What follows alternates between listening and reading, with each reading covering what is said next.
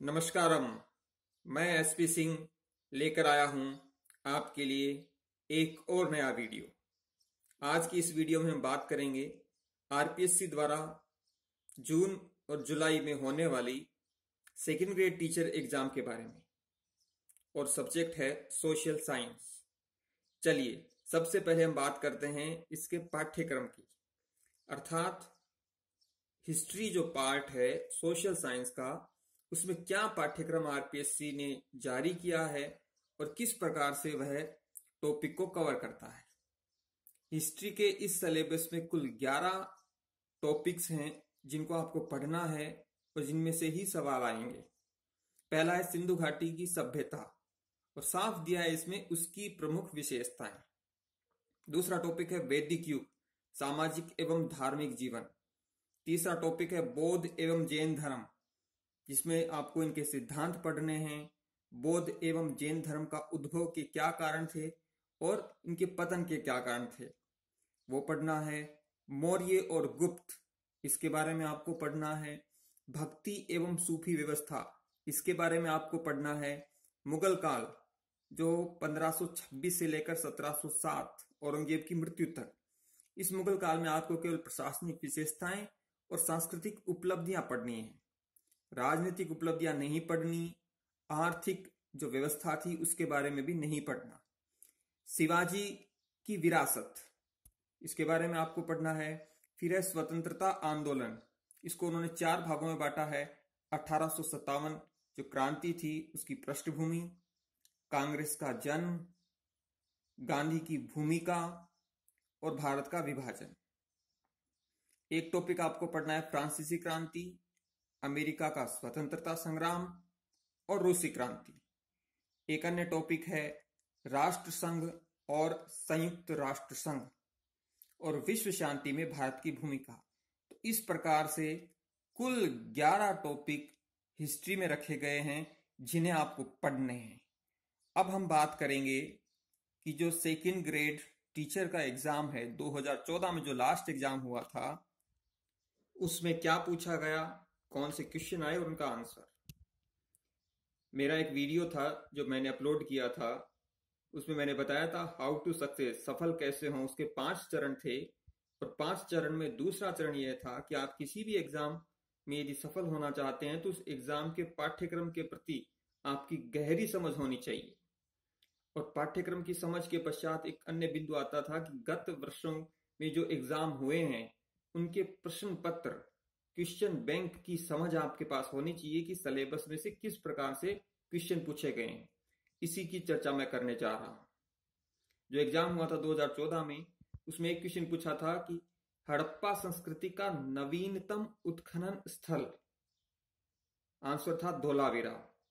और पाठ्यक्रम में था सिंधु घाटी सभ्यता, उसकी प्रमुख विशेषताएं। एक क्वेश्चन था कौन सा वेद प्राचीनतम है, आंसर था ऋग्वेद। सिलेबस में स्पष्ट था वैदिक युग। एक क्वेश्चन था जैन धर्म के अंतिम तीर्थंकर कौन थे, आंसर था महावीर स्वामी। और पाठ्यक्रम में था जैन धर्म के पतन से संबंध में। एक क्वेश्चन था गौतम बुद्ध की शिक्षाओं का संकलन किस बौद्ध ग्रंथ में किया गया, सूत पिटक। सिलेबस में बौद्ध धर्म है। एक क्वेश्चन था चंद्रगुप्त मौर्य का उत्तराधिकारी कौन था, आंसर है बिंदुसार। पाठ्यक्रम में मौर्य और गुप्त साफ दिया है। एक क्वेश्चन था सूफी मत का संप्रदाय नहीं है, आंसर था सैयदाना। और जो सूफी मत के संप्रदाय हैं वो है चिश्तिया, सोहरावर्दिया, कादिरिया। और पाठ्यक्रम में साफ है भक्ति और सूफी व्यवस्था। एक क्वेश्चन आया था दिल्ली के लाल किले का निर्माण किसके शासनकाल में हुआ, आंसर है शाहजहां। और आपके पाठ्यक्रम में साफ दिया है मुगल काल, सांस्कृतिक उपलब्धियां, जहां से यह सवाल आया है। एक क्वेश्चन था मुगल प्रशासन में सद्र उस सुदूर अर्थात मुख्य सुदूर क्या था, धार्मिक मामलों का मंत्री।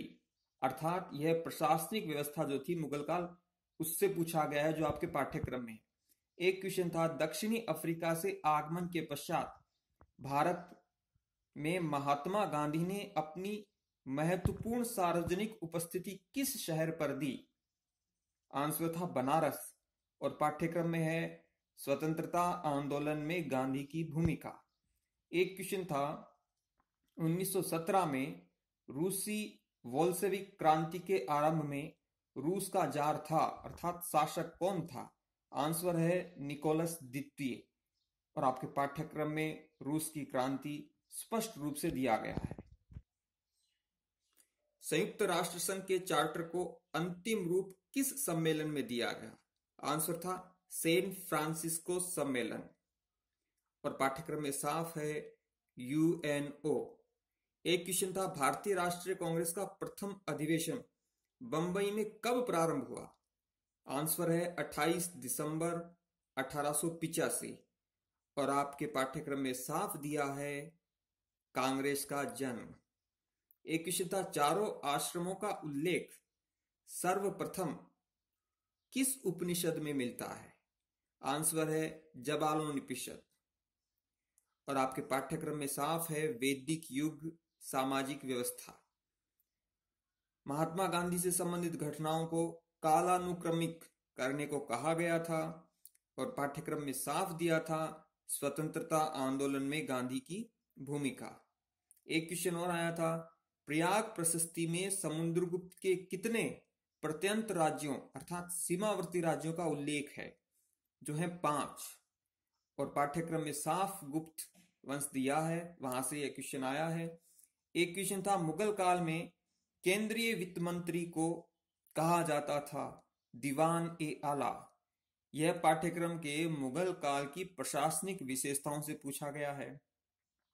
एक क्वेश्चन था जुलाई 1776 ईस्वी में 13 अमेरिकी बस्तियों के प्रतिनिधियों ने स्वतंत्रता की घोषणा कहां की? आंसर था फिलाडेल्फिया।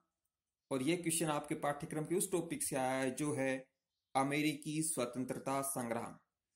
अंतिम क्वेश्चन था राजा कालाशोक के समय कौन सी बौद्ध समिति हुई?